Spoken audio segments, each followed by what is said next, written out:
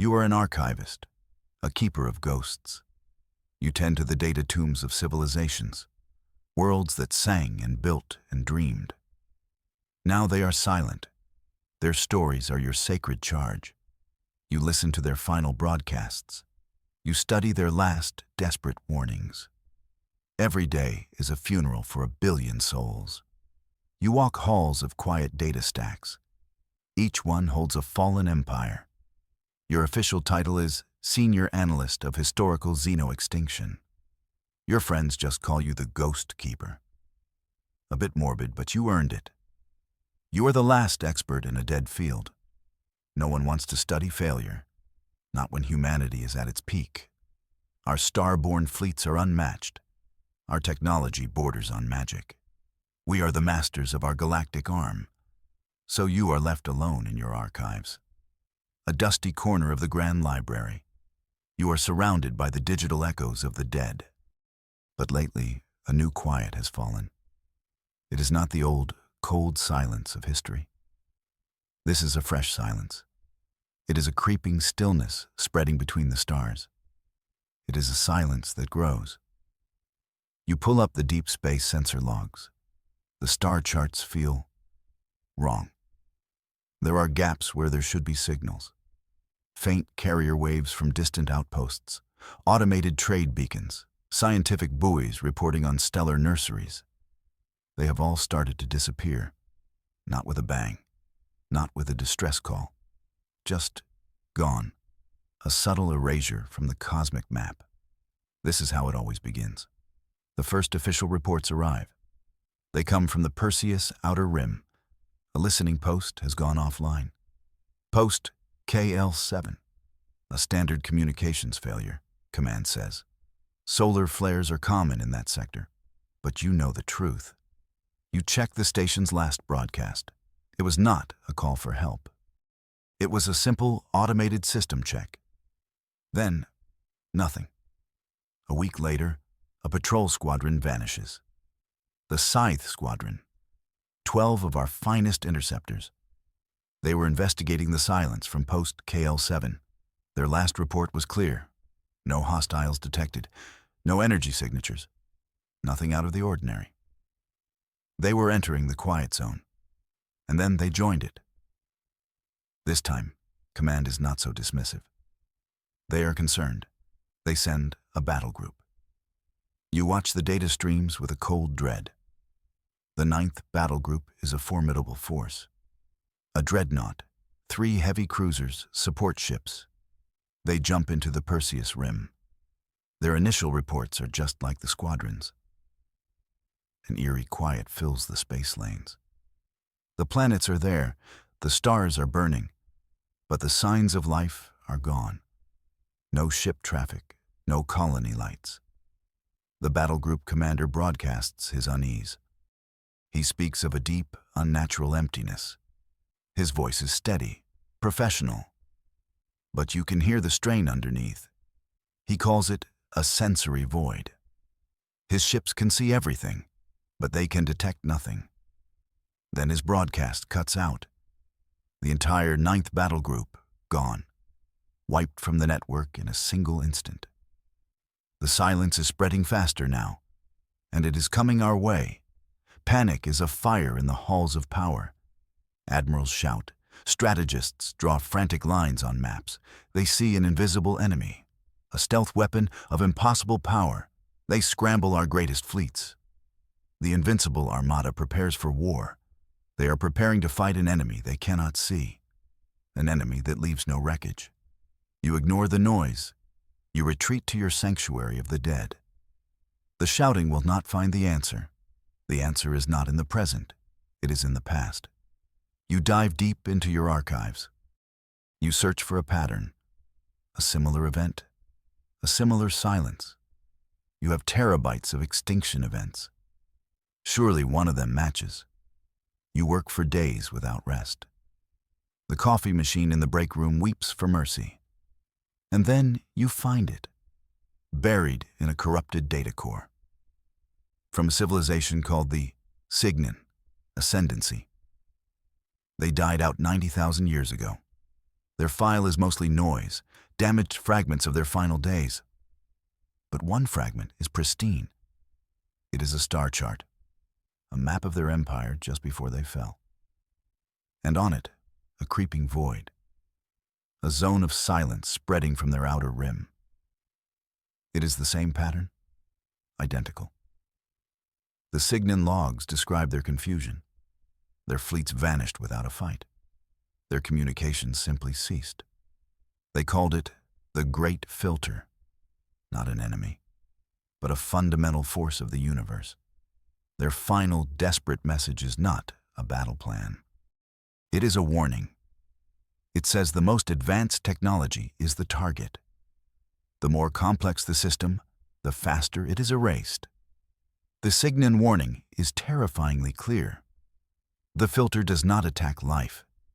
It erases high-level technology, anything with quantum computing, anything with faster-than-light comms, gravitic drives, AI battle networks, all the things that make our fleets invincible. Those are the very things that make them vulnerable. The tools of our power are the instruments of our doom. Your mind races. If advanced tech is the problem, what is the solution? You cannot fight a cosmic law with warships. You cannot bomb a fundamental principle of reality. The Cygnons tried.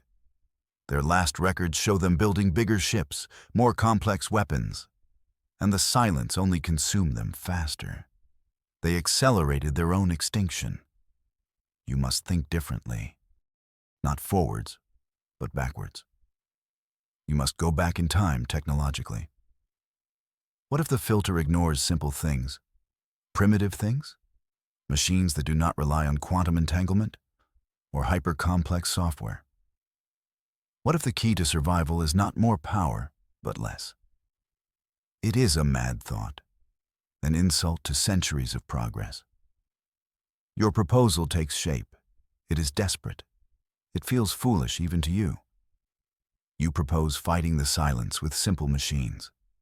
Ships stripped of their genius, guided by magnetic compasses and star charts, communicating with basic radio, powered by steam and fission, a fleet of ghosts, a fleet from the Stone Age of space travel.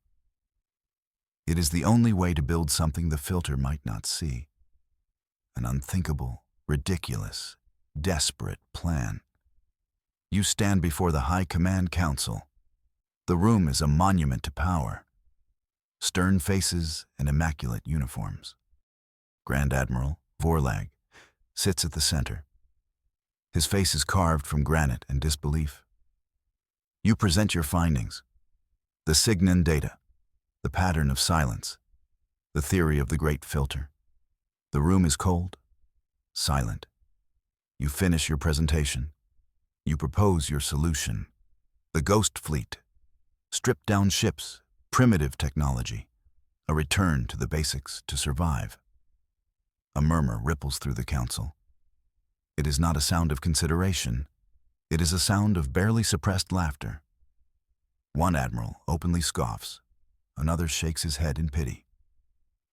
Grand Admiral Vorlag leans forward. His voice is low and dangerous. Archivist, he says, the title dripping with contempt. You are an expert on the dead. Perhaps you have spent too much time with them. He gestures to a holographic display. It shows the 3rd and 5th Armadas, thousands of ships gleaming with power.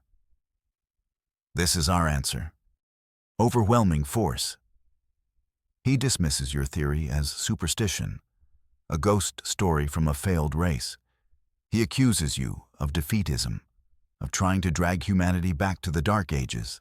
The Council votes. It is unanimous. Your proposal is rejected. More than rejected, it is classified. Sealed away as the ravings of a madman. You are ordered back to your library, back to your ghosts. They trust their advanced warships to prevail. You are dismissed. You walk away from the council chambers defeated. The weight of coming extinction settles on you. You have shown them the cliff's edge, and they have decided to charge forward. You return to your archives. The silence outside feels closer now. You can almost hear it, a faint hum of non-existence at the edge of hearing. Your private comm chimes, a secure, encrypted channel, one you did not even know you had. The caller ID is anonymous. You hesitate, then accept the call. A face appears on your screen, a woman, her features sharp and intelligent. Her uniform is that of a rear admiral. You recognize her from the council. Admiral Eva Rostova. She was the only one who did not laugh. Archivist, she says, her voice a quiet rush. They are wrong. I saw the data. Your logic is sound. You are stunned into silence. She was there. She voted against you with the rest of them. I had to vote with them publicly, she explains. To show dissent would be career suicide. But I believe you. Vorlag is a fool. He will lead us all into that void. She offers you a secret, a lifeline, a fleet. I command the reserve fleet, she says. The mothball fleet. Old ships waiting for decommissioning. They are considered obsolete. She offers you these ships, her crews, her resources. A secret command under her protection. It is treason. It is a career-ending gamble. But it is the only chance you have. A lone commander offers you her fleet. She is the only one who believes you. The work begins in secret, in a remote system far from the main fleet yards. A graveyard of old ships. Admiral Rostova funnels resources to you. Engineers who are loyal to her. Technicians who are too curious for their own good. Misfits and rebels who thrive on impossible tasks. They are your builders. They probably think this is just some weird military war game. You stand on the command deck of a derelict cruiser, the Star Wanderer. It will be your flagship. Your first instruction to the crews is simple. Break it. They stare at you. You tell them to rip out the advanced systems, the quantum core, the gravitic engines, the AI navigator, the networked weapon systems. Every piece of 25th century genius, gone. The engineers protest. They are artists of technology. You are asking them to vandalize masterpieces. One grizzled chief engineer holds up a plasma conduit. This is a work of art, he grumbles. You tell him to replace it with a copper pipe. He looks at you like you just insulted his mother. It's a good thing he doesn't know the fate of the universe rests on plumbing. Days turn into weeks. The mighty vessels are stripped to their bones. Their sleek hulls now hide primitive hearts. Fission reactors are installed. Steam turbines spin to life. Navigation is done by sextant and star chart. Communication is Morse code over shortwave radio. You are building a fleet from a museum. You arm them with steel, steam, and a desperate burning hope. While the fleet is rebuilt, you return to the archives. Not the human archives. You dive back into the Signan data core. The final message was a warning. But was there more? You search the corrupted fragments, sifting through digital noise and decay, looking for something they might have left behind. A final act of a dying people. Admiral Rostova shields you from command's inquiries. She reports your work as a threat analysis simulation. Grand Admiral Vorlag is too busy planning his glorious war. He is moving the Grand Armada to the edge of the quiet zone. He intends to punch a hole through the silence. He is sailing into a trap of his own making. You are running out of time. You find it. A sliver of data hidden within a meaningless audio file. It is encrypted with a logic puzzle, one based on star science and orbital mechanics. A puzzle for an archivist. A puzzle for a ghost keeper. It takes you 3 sleepless nights to solve. The file decrypts. It is not a weapon schematic. It is not a defense plan. It is a map. The star-born map points to a hidden location, a single point in a vast, dark nebula. The Signan text calls it the Citadel, a sanctuary, a place their final message claims the filter cannot touch. A safe harbor from the cosmic storm. It is your only destination, your only hope for survival. The Ghost Fleet has its heading. The Ghost Fleet is ready. 20 ships, old cruisers and frigates, ugly, primitive, and slow. They are an insult to modern ship design. They are also humanity's last hope. You stand on the bridge of the Star Wanderer. Admiral Rostova stands beside you. Her face is calm, but her eyes betray the enormity of her gamble. "It's time, Archivist," she says. The fleet powers up. No silent, graceful liftoff. The fission reactors hum with raw power. Steam vents hiss into the void. The magnetic drives engage with a heavy clunk. It feels less like a fleet and more like an ancient factory taking flight. Your crews are nervous. They are flying blind. Their advanced sensors are all dark. They navigate by watching the stars through viewports. The fleet moves out, a slow, ponderous journey. You head for the coordinates from the Signan map, towards the vastness of the Onyx Nebula. As you travel, you monitor the public comms network. You watch the Grand Armada's advance. Grand Admiral Vorlag gives a rousing speech. He talks of human spirit and technological might. He promises a swift and total victory. Then, the moment you have dreaded arrives. The network feed from the Grand Armada flickers. The confident voice of the Grand Admiral cuts out mid-sentence. His final word is glory. Then, silence. A profound and absolute silence. The icons for 3,000 warships disappear from the galactic map. Every ship, every soul, erased in an instant. Behind you, humanity's greatest navy is gone. Ahead of you, there is only the void. Your small fleet pushes deeper into the Onyx Nebula. The thick clouds of dust and gas are a blessing. They block all long-range signals. Out here, you are truly alone. No one knows where you are. No one is coming to help you. The crew is on edge. Flying these primitive ships requires constant attention. It is exhausting, stressful work. One of your pilots jokes that he has more in common with an ancient sailor than an astronaut. He's not wrong. Every course correction is a complex manual calculation. Every system check is done by hand. There are no warning lights, only the sounds of the straining machinery, the groans of stressed metal, the hiss of the steam pipes. After weeks of travel, you arrive. The coordinates from the Signan map lead you to the heart of the nebula. And there it is. Not a fortress, not a weapon station. It is a structure of impossible size and grace. It looks like it was grown, not built. A lattice of crystalline material and soft, internal light. It hangs in the void like a silent, patient god. The Citadel. You dock with the structure. The air is breathable. The gravity is a gentle 1G. The place is ancient, yet perfectly preserved.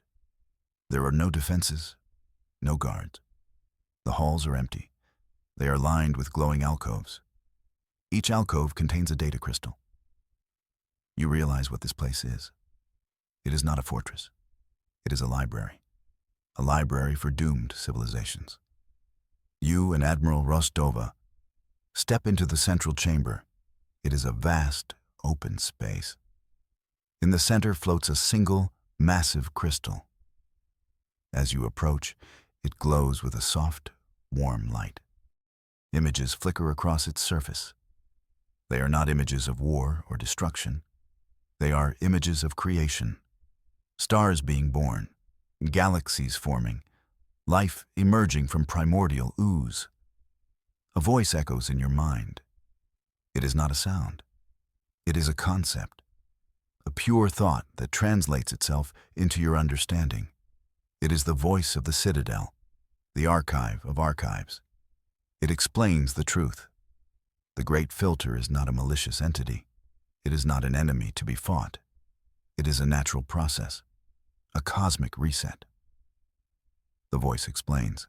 The universe favors life, but it abhors complexity that spirals out of control. Technology based on manipulating the deepest quantum realities.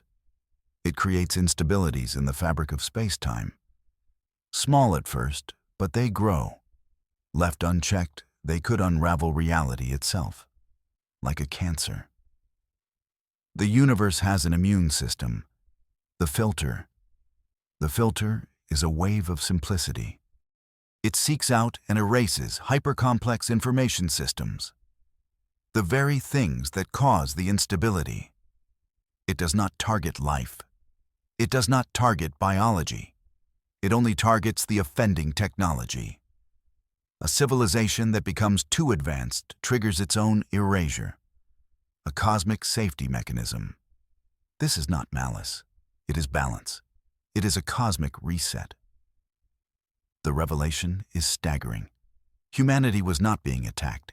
It was being pruned, like a gardener trimming a branch that grows too wild. The Grand Armada was not destroyed by an enemy. It was unwritten by a universal law.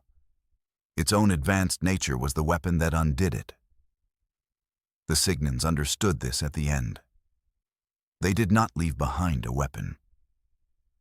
You ask the Citadel's intelligence what the Signans left. The central crystal glows brighter. It shows you their final act. They couldn't stop the filter. But they found a way to talk to it. They discovered a specific frequency, a complex resonance pattern based on biological life itself, the unique signature of a thinking, feeling species. It is not a code to disable the filter. It is not a shield. It is a song, a plea. It is a broadcast that says, "We are here. We are alive. We understand the danger. But we are more than our machines."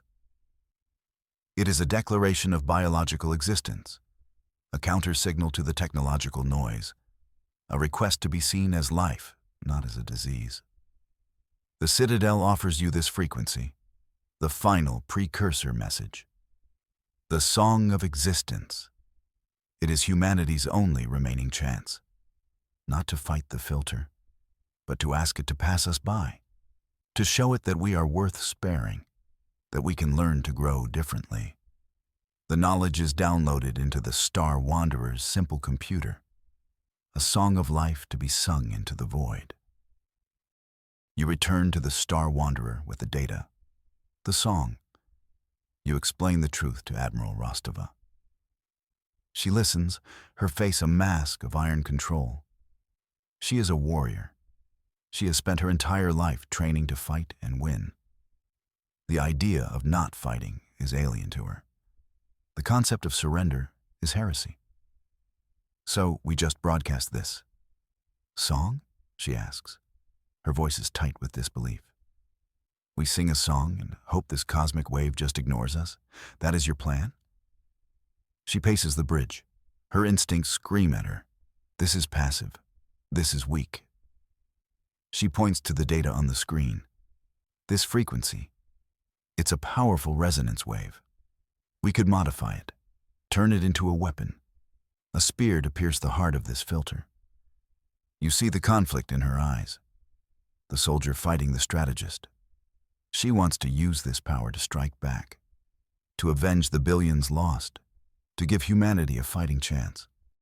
It is an understandable impulse. It is the human impulse. But it is the wrong one. The Signans tried to fight. It only made their end come faster.